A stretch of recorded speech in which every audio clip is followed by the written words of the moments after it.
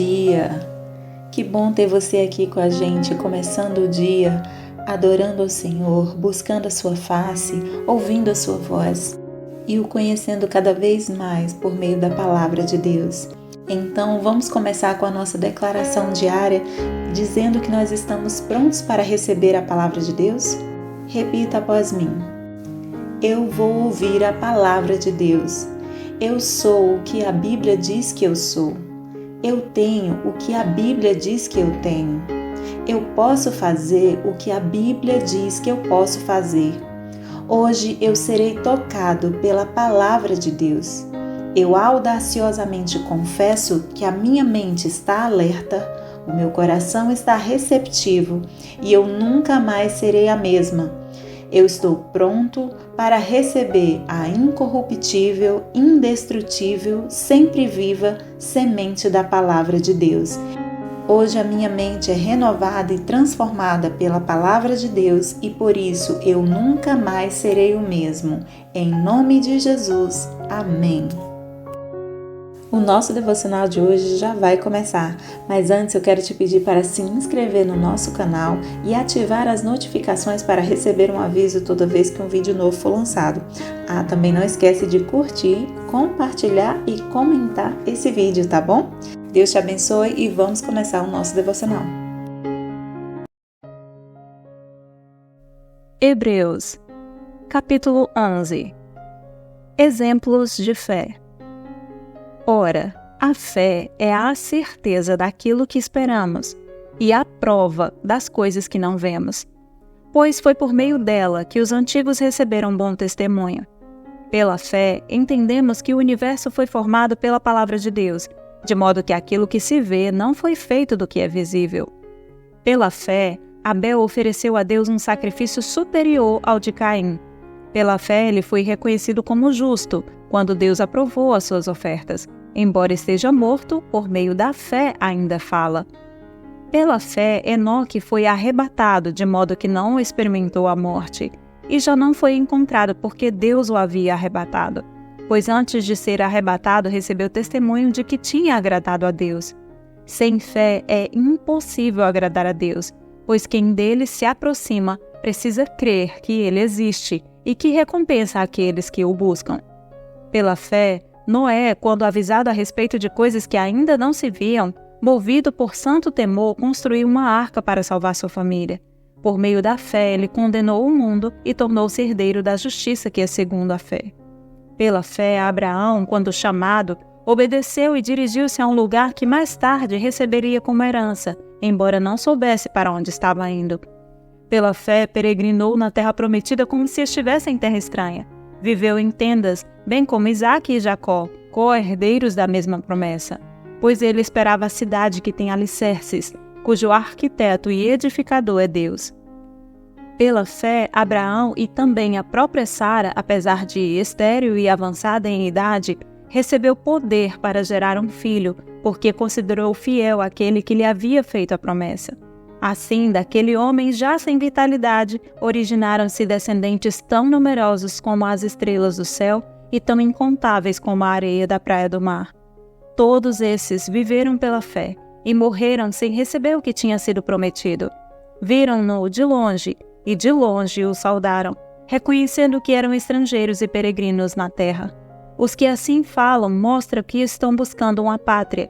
Se estivessem pensando naquela de onde saíram, teriam oportunidade de voltar. Em vez disso, esperavam eles uma pátria melhor, isto é, a pátria celestial. Por essa razão, Deus não se envergonha de ser chamado o Deus deles, e lhes preparou uma cidade. Pela fé, Abraão, quando Deus o pôs à prova, ofereceu Isaque como sacrifício. Aquele que havia recebido as promessas estava a ponto de sacrificar o seu único filho, embora Deus lhe tivesse dito: por meio de Isaque a sua descendência será considerada. Abraão levou em conta que Deus pode ressuscitar os mortos e, figuradamente, recebeu Isaque de volta dentre os mortos. Pela fé, Isaque abençoou Jacó e Esaú com respeito ao futuro deles. Pela fé, Jacó, à beira da morte, abençoou cada um dos filhos de José e adorou a Deus, apoiado na extremidade do seu bordão. Pela fé, José, no fim da vida, fez menção ao êxodo dos israelitas do Egito e deu instruções acerca dos seus próprios ossos. Pela fé, Moisés, recém-nascido, foi escondido durante 3 meses por seus pais, pois estes viram que ele não era uma criança comum e não temeram o decreto do rei. Pela fé, Moisés, já adulto, recusou ser chamado filho da filha do faraó, preferindo ser maltratado com o povo de Deus a desfrutar os prazeres do pecado durante algum tempo. Por amor de Cristo, considerou sua desonra uma riqueza maior do que os tesouros do Egito, porque contemplava a sua recompensa. Pela fé saiu do Egito, não temendo a ira do rei, e perseverou porque via aquele que é invisível. Pela fé celebrou a Páscoa e fez a aspersão do sangue, para que o destruidor não tocasse nos filhos mais velhos dos israelitas. Pela fé o povo atravessou o Mar Vermelho como em terra seca, mas quando os egípcios tentaram fazê-lo, morreram afogados. Pela fé caíram os muros de Jericó, depois de serem rodeados durante 7 dias. Pela fé, a prostituta Raabe, por ter acolhido os espiões, não foi morta com os que haviam sido desobedientes. Que mais direi? Não tenho tempo para falar de Gideão, Baraque, Sansão, Jefté, Davi, Samuel e os profetas, os quais, pela fé, conquistaram reinos, praticaram a justiça, alcançaram o cumprimento de promessas, fecharam a boca de leões, apagaram o poder do fogo e escaparam do fio da espada. Da fraqueza tiraram força, tornaram-se poderosos na batalha e puseram em fuga exércitos estrangeiros. Houve mulheres que, pela ressurreição, tiveram de volta os seus mortos. Uns foram torturados e recusaram ser libertados, para poderem alcançar uma ressurreição superior. Outros enfrentaram zombaria e açoites. Outros ainda foram acorrentados e colocados na prisão, apedrejados, cerrados ao meio, postos à prova, mortos ao fio da espada. Andaram errantes, vestidos de pele de ovelhas e de cabras, necessitados, afligidos e maltratados. O mundo não era digno deles. Vagaram pelos desertos e montes, pelas cavernas e grutas. Todos esses receberam um bom testemunho por meio da fé.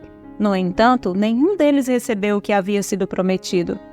Deus havia planejado algo melhor para nós, para que conosco fossem eles aperfeiçoados. Hebreus, capítulo 12. Deus disciplina os seus filhos.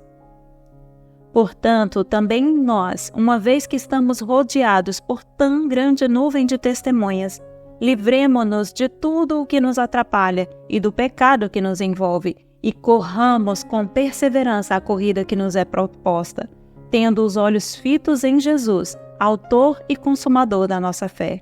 Ele, pela alegria que lhe foi proposta, suportou a cruz, desprezando a vergonha, e assentou-se à direita do trono de Deus. Pensem bem naquele que suportou tal oposição dos pecadores contra si mesmo, para que vocês não se cansem nem desanimem. Na luta contra o pecado, vocês ainda não resistiram até o ponto de derramar o próprio sangue.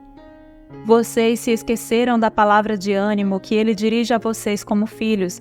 Meu filho, não despreze a disciplina do Senhor, nem se magoe com a sua repreensão, pois o Senhor disciplina a quem ama e castiga todo aquele a quem aceita como filho.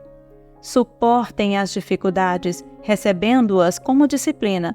Deus os trata como filhos.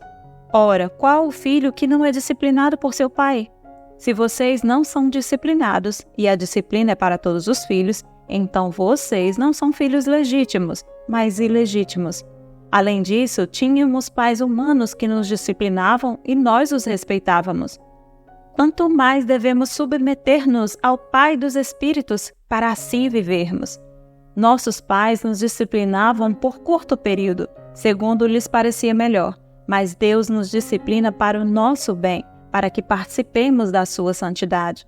Nenhuma disciplina parece ser motivo de alegria no momento, mas sim de tristeza. Mais tarde, porém, produz frutos de justiça e paz para aqueles que por ela foram exercitados. Portanto, fortaleçam as mãos enfraquecidas e os joelhos vacilantes. Façam caminhos retos para os seus pés, para que o manco não se desvie, antes seja curado. Advertência contra a rejeição de Deus. Esforcem-se para viver em paz com todos e para serem santos. Sem santidade, ninguém verá o Senhor. Cuidem que ninguém se exclua da graça de Deus, que nenhuma raiz de amargura brote e cause perturbação contaminando muitos. Que não haja nenhum imoral ou profano, como Esaú, que por uma única refeição vendeu seus direitos de herança como filho mais velho. Como vocês sabem, posteriormente, quando quis herdar a bênção, foi rejeitado e não teve como alterar a sua decisão, embora buscasse a bênção com lágrimas. Vocês não chegaram ao monte que se podia tocar e que estava em chamas, nem às trevas, à escuridão, nem à tempestade, ao soar da trombeta e ao som das palavras tais que os ouvintes rogaram que nada mais lhe fosse dito, pois não podiam suportar o que lhes estava sendo ordenado. Até um animal, se tocar no monte, deve ser apedrejado. O espetáculo era tão terrível que até Moisés disse: "Estou apavorado e trêmulo." Mas vocês chegaram ao Monte Sião, à Jerusalém celestial, à cidade do Deus vivo. Chegaram aos milhares de anjos em alegre reunião, à igreja dos primogênitos, cujos nomes estão escritos nos céus. Vocês chegaram a Deus, juiz de todos os homens, aos espíritos dos justos aperfeiçoados, a Jesus, mediador de uma nova aliança, e ao sangue aspergido que fala melhor do que o sangue de Abel. Cuidado! Não rejeitem aquele que fala. Se os que se recusaram a ouvir aquele que os advertia na terra não escaparam, quanto mais nós, se nos desviarmos daquele que nos adverte dos céus. Aquele cuja voz outrora abalou a terra agora promete: ainda uma vez abalarei não apenas a terra, mas também o céu. As palavras ainda uma vez indicam a remoção do que pode ser abalado, isto é, coisas criadas, de forma que permaneça o que não pode ser abalado. Portanto, já que estamos recebendo um reino inabalável, sejamos agradecidos e, assim, adoremos a Deus de modo aceitável, com reverência e temor, pois o nosso Deus é fogo consumidor. Hebreus, capítulo 13. Exortações finais. Seja constante o amor fraternal. Não se esqueçam da hospitalidade. Foi praticando-a que, sem o saber, alguns acolheram anjos. Lembrem-se dos que estão na prisão, como se aprisionados com eles, dos que estão sendo maltratados, como se vocês mesmos estivessem sendo maltratados. O casamento deve ser honrado por todos, o leito conjugal conservado puro, pois Deus julgará os imorais e os adúlteros. Conservem-se livres do amor ao dinheiro e contentem-se com o que vocês têm, porque Deus mesmo disse: "Nunca o deixarei, nunca o abandonarei." Podemos, pois, dizer com confiança: "O Senhor é o meu ajudador, não temerei. O que me podem fazer os homens?" Lembrem-se dos seus líderes que transmitiram a palavra de Deus a vocês. Observem bem o resultado da vida que tiveram e imitem a sua fé. Jesus Cristo é o mesmo, ontem, hoje e para sempre. Não se deixem levar pelos diversos ensinos estranhos. É bom que o nosso coração seja fortalecido pela graça e não por alimentos cerimoniais, os quais não têm valor para aqueles que os comem. Nós temos um altar do qual não têm o direito de comer os que ministram no tabernáculo. O sumo sacerdote leva sangue de animais até o lugar santíssimo como oferta pelo pecado, mas os corpos dos animais são queimados fora do acampamento. Assim, Jesus também sofreu fora das portas da cidade para santificar o povo por meio do seu próprio sangue. Portanto, saiamos até ele, fora do acampamento, suportando a desonra que ele suportou. Pois não temos aqui nenhuma cidade permanente, mas buscamos a que há de vir. Por meio de Jesus, portanto, ofereçamos continuamente a Deus um sacrifício de louvor, que é o fruto de lábios que confessam o seu nome. Não se esqueçam de fazer o bem e de repartir com os outros o que vocês têm, pois de tais sacrifícios Deus se agrada. Obedeçam aos seus líderes e submetam-se à autoridade deles. Eles cuidam de vocês como quem deve prestar contas.